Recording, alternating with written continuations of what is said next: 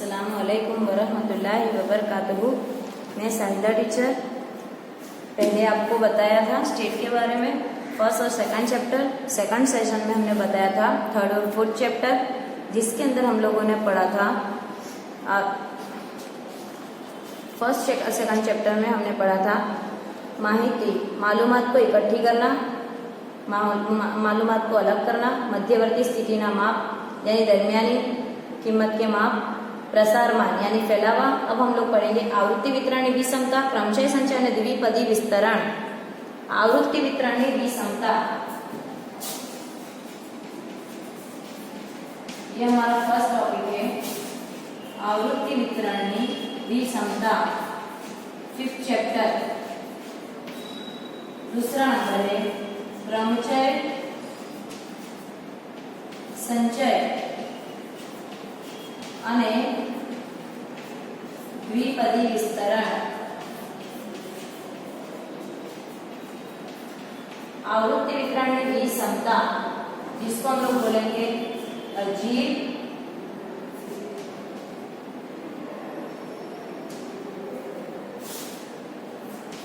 Version की तकसीम।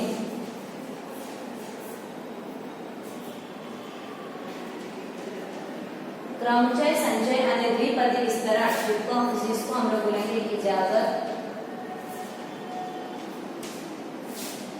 जमा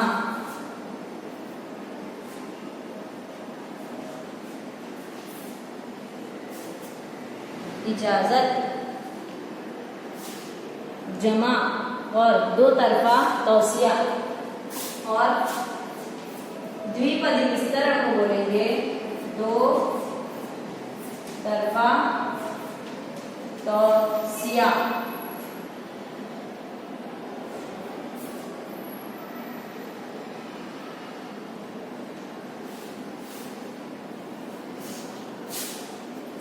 विषमता, आवृत्ति वितरणी विषमता, वर्जन की तकसीम। आवृत्ति वितरण वर्जन की तकसीम के दो प्रकार होते हैं। दो तरह के आवृत्ति वितरण। अभी सबसे पहले हम लोग सीखेंगे आवृत्ति वितरणी विषमता के बारे में। विषमता के दो प्रकार होते हैं। आवृत्ति वितरण की विषमता के दो प्रकार होते हैं, एक सममित आवृत्ति वितरण और विषम आवृत्ति वितरण। यहाँ पर आवृत्ति वितरण के दो किस्में बताई जाती है, एक होता है सममित आवृत्ति वितरण और दूसरा होता है विषम आवृत्ति वितरण।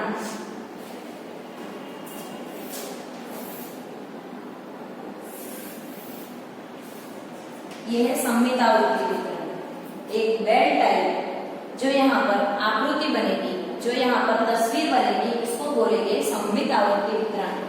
अब यहाँ पर विषम आवृत्ति वितरण। अब यहाँ से हमने जो आवृत्ति बनाना शुरू किया है तो कुछ इस तरह चली जाएगी।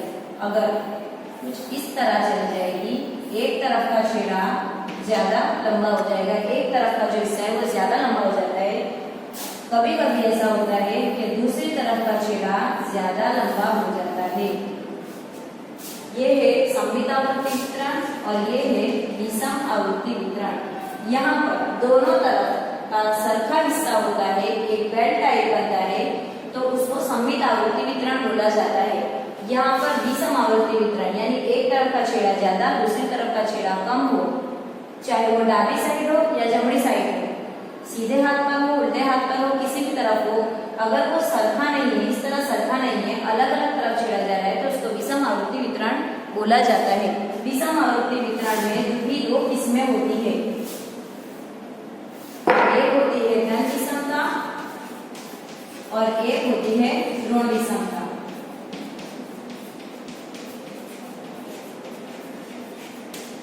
अगर यहाँ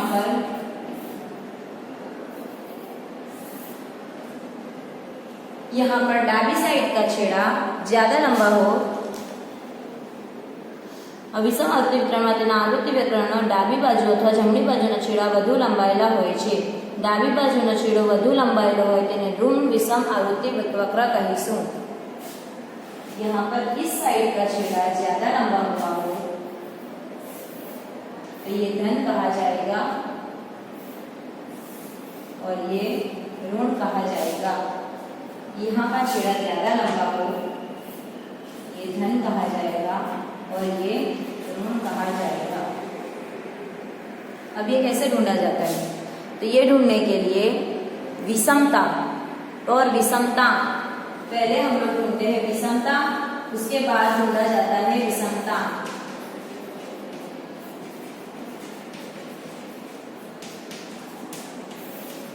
तो यहाँ पर दो पद्धति दी हुई है।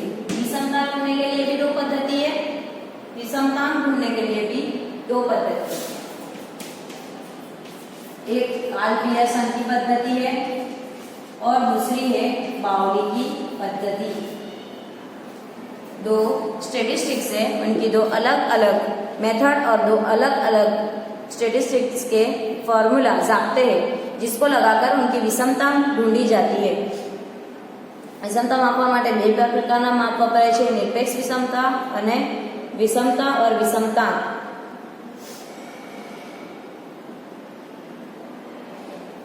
इनके बीच का फासला, यहाँ पर इसका जो आंसर है विषमता और विषमता, इनका आंसर -1 से +1 के बीच होना चाहिए।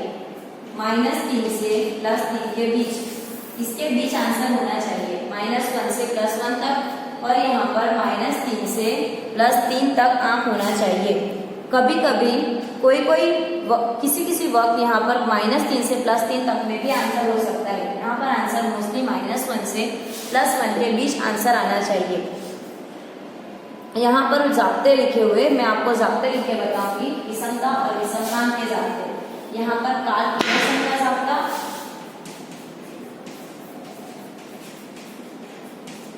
और बाउली के जाप्ते।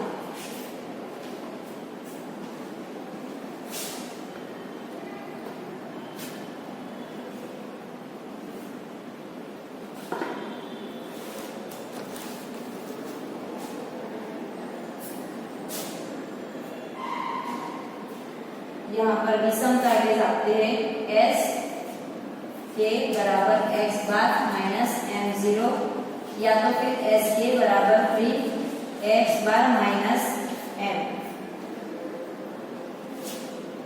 बाउली का जाप्ता है S के बराबर q minus m minus m minus q, और यहाँ पर q plus q3 plus q1 minus 2m।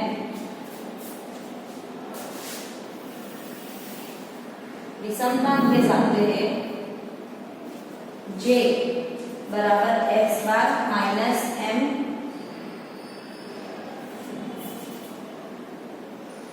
J बराबर 3x बार माइनस m0 के तकसीम में s।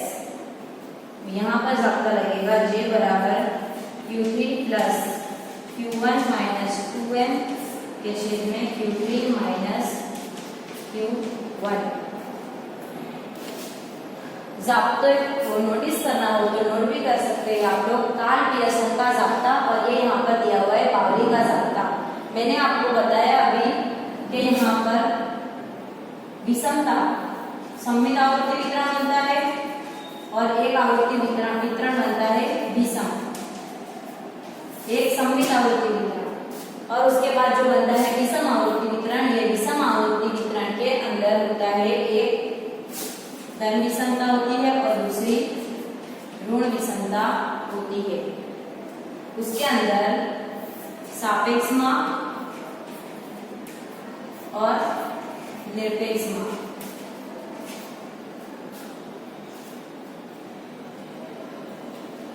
निरपेक्ष माप जिसको हम लोग बोलेंगे विषमता,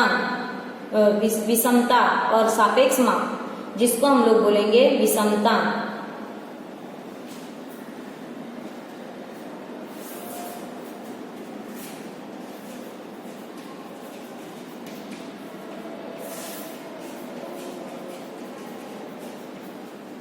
सापेक्ष यानी विषमता, निरपेक्ष यानी विषमता।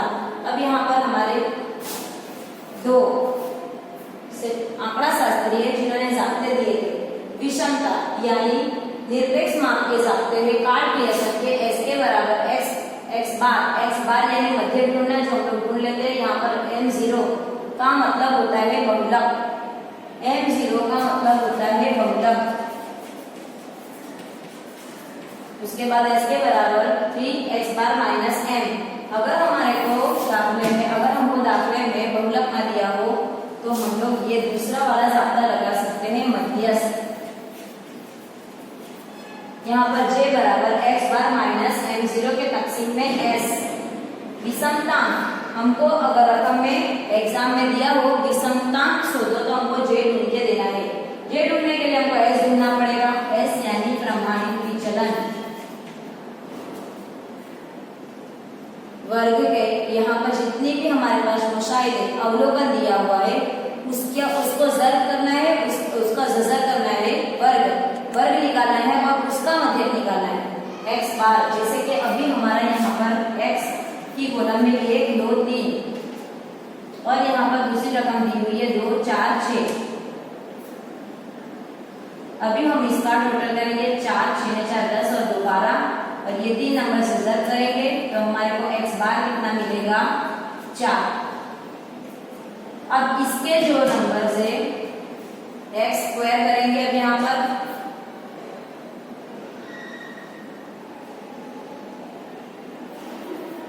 दो 4 4 4 6 6 36 और फिर एक्स स्क्वायर का टोटल करने के बाद हम लोग उसका जो वर्ग निकालेंगे, जो टोटल करने के बाद हम लोग जो उसका मध्य निकालेंगे उसको हम लोग प्रमाणित विचलन बोलेंगे। इसका हम लोग यहाँ पर इसका जो टोटल करते हैं उससे हमको एक्स बार मिलता है और जो वर्ग के साथ जो टोटल करके जो हम लोग यहाँ पर मध्यक निकाल रहे हैं उसको एस बोला जाता है, प्रमाणित विचलन। अब यहाँ पर हम लोग हम ये वाला जाब्ता पढ़ रहे थे एस।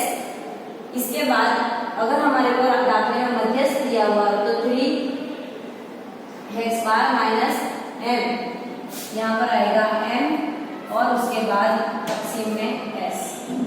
दूसरा जाब्ता बावली का जाब्ता, बावली के जाब्ते में s के बराबर q m q minus m minus q, q3 plus q1 minus 2m। q3 यानी तृतीय चतुर्थक, तीसरे नंबर का चतुर्थक। एक यहाँ पर पूरी आवृत्ति है जिसका 50% होता है q2, 75% होता है q3 और आगे के 25% को q1 बोला जाता है।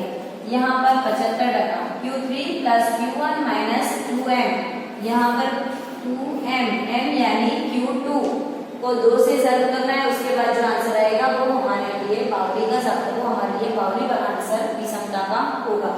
दूसरा, इसमें अगर विषमता ढूंढने के बाद हमको विषमतांक ढूंढना है तो यहाँ पर q3 plus q1 minus 2m के तकसीम में q3 माइनस q1 का जाब्ता। इसके बाद हम लोग सीखेंगे यहाँ पर आवृत्ति वितरण के जाब्ते के बारे में। आपको विषमता, आवृत्ति वितरण के जाब्ते और विषमता, विषमतांक, बावली और कार्टेशियन के बारे में बताया और उसके जाब्तों के बारे में बताया। अब हम लोग पढ़ेंगे क्रमचय, संचय और द्विपदी विस्तरण। क्रमचय, संचय और द्विपदी विस्तरण। क्रमचय का मतलब को हिंदी में बोलेंगे, हम उर्दू में बोलेंगे इजाजत, संचय यानी जमा और द्विपदी विस्तरण यानी दो तरफा तौसिया। इसमें अभी कोई एक जमात दी हुई है, अगर कोई एक जमात दी हुई है उसमें दो अलग अलग चीज़ों के बारे में बात की है, दूसरी जमात दी हुई है और उसमें भी दो अलग अलग चीज़ों के बारे में बात की हुई है और उसमें से कोई एक चीज़ को पसंद करना है तो उसको यहाँ पर किस तरह पसंद किया जाएगा उसको क्रमचय में बताया जाता है।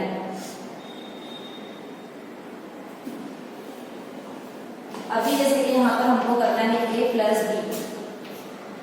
ए में दिया हुआ है 1 2 3, बी में दिया हुआ है 4 5 6। ए को m बोलेंगे, बी को n बोलेंगे अब यहाँ पर हमको दोनों में से कोई एक को पसंद करना है।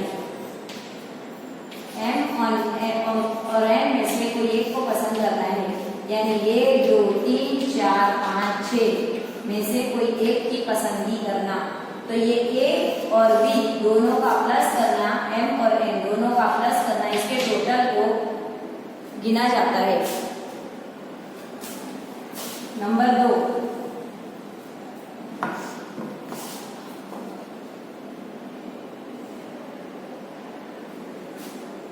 प्रथम क्रिया n પ્રકારે થઈ શકતી હોય અને બીજી ક્રિયા n પ્રકારે થઈ શકતી હોય, તેમજ બંને ક્રિયાઓ સંયુક્ત રીતે કરવાની હોય તો કુલ m ગુણ્યા n પ્રકારે થઈ શકે। નંબર 3, n-1 n-2 n જુદી જુદી વસ્તુઓને r સ્થાનો પર ગોઠવવાના કુલ ક્રમચયો npr થાય છે। क्रमचय और संचय, यहाँ पर इन दोनों के बीच का डिफरेंस क्या है? क्रमचय और संचय के दोनों के बीच का डिफरेंस ये है कि यहाँ पर क्रमचय में जो नंबर है 1 2 3 4 5 6 उसको इसी तरह रखना है, 1 2 3 4 5 6, या तो फिर नंबर वाइज क्रम का महत्व है। अगर यहाँ पर 3 आगे चला जाएगा, 2 पीछे चला जाएगा, 5 आगे चला जाएगा, इस तरह भी जा सकता है। यहाँ पर 6 इस तरह चला जाएगा। यहाँ पर क्रम का महत्व है, क्रम को इम्पोर्टेंस दिया जाता है। यहाँ पर क्रम को इम्पोर्टेंस दिया जाता है। संचय में अगर 1 2 3 4 5 6 वो 6 आगे आ गया, 3 बीच में आ गया, 4 कहीं भी आ गया, उससे कोई फर्क नहीं पड़ता। यहाँ पर क्रम को इम्पोर्टेंस दी जाती है। यहाँ पर ये 6 है तो 6 ही गिने जाएंगे। यहाँ पर क्रम को इम्पोर्टेंस दी जाती है, यहाँ पर क्रम की इतनी इम्पोर्टेंस, क्रम को इम्पोर्टेंस नहीं दी जाती। यहाँ पर ये टोटल 6 है, यहाँ पर भी 6 ही रहेंगे। अब यहाँ पर हम लोग ज़ाब्ते देखेंगे। NPR क्रमचय का ज़ाब्ता, क्रमचय का ज़ाब्ता है NPR बराबर n माइनस r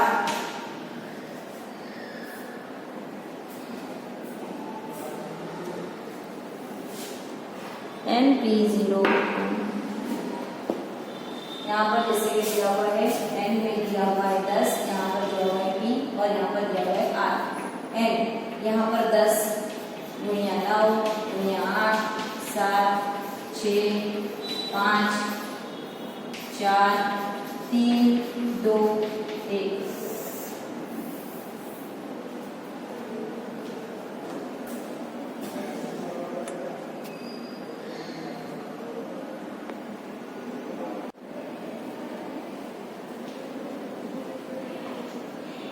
तो यहाँ पर n बराबर 10 9 8 7 6 5 4 3 2 1 और यहाँ पर n माइनस r यानी 10 और r कितना दिया हुआ है यहाँ पर 2।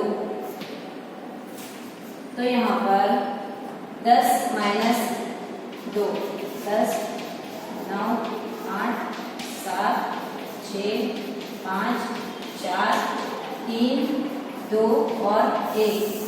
10 में से 2 जाएंगे तो 8 7 6 5 4 3 2 और 1।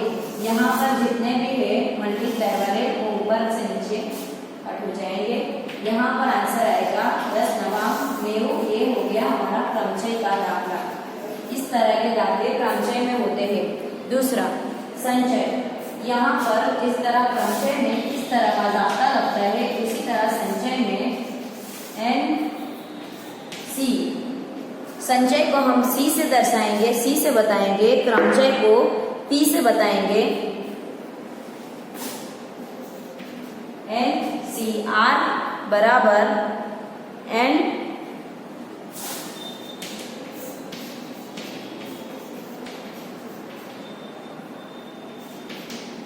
ये इसका दाखला है। क्रमचय को P से बताएंगे, संचय को हम C से बताएंगे। यहाँ पर R और n माइनस r करना है। अब यहाँ पर इसी का दाखला करेंगे। एक संचय का 5C3 यहाँ पर n यहाँ पर जो n है n यानी यहाँ पे नंबर ऊपर जो नंबर लिखे हुए होते हैं वो n होता है और नीचे जो नंबर लिखे हुए वो r है। n यानी यहाँ के नंबर 5 4 3 2 और 1 तकसीम में r का नंबर 3 2 और 1 यहाँ पर n यानी n का मतलब यहाँ पर ये 5 और r यानी ये 3 को माइनस करेंगे तो 5 4 3 2 और 1 3 2 और 1 माइनस करेंगे 5 माइनस 2 यानी आएगा 5 माइनस 3 यानी आएगा 2। ये और ये कट हो जाएगा, यहाँ पर 2 2 4 ये कट हो जाएगा तो आंसर आएगा 10। इसके बाद हम लोग सीखेंगे द्विपदी विस्तरण।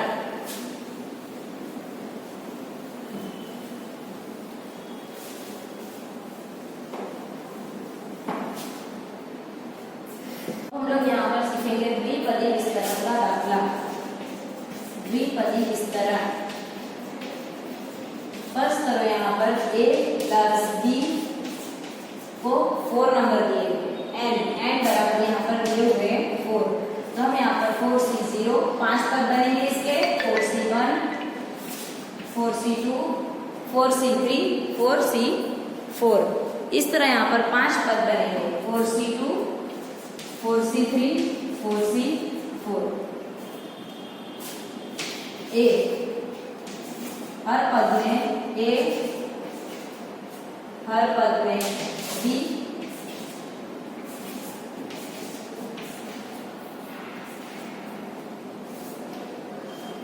यहाँ पर स्टार्ट करेंगे 4 3 2 1 0। यहाँ पर स्टार्ट करेंगे 4 3 2 1 0। हमने यहाँ से स्टार्ट किया 4C0 4C1 4C2 4C3 4C4 ये 5 पद हमारे बन गए 1 2 3 4 5। अब यहाँ से स्टार्ट किया a, सब पद में a रख दिया है हमने। अब यहाँ पर सब जगह पर b भी रख दिया है। 4 से स्टार्ट करेंगे 4 3 2 1 0। यहाँ पर 4 से एक आगे से स्टार्ट होगा और एक पीछे से 4 3 2 1 0।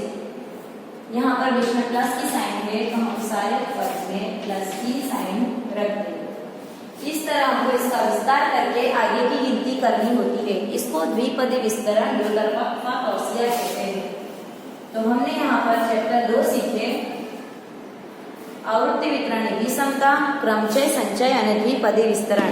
नेक्स्ट पीरियड में हम लोग सीखेंगे चैप्टर नंबर 7 निदर्शन पद्धतियों विधेय। अल्लाह हाफिज।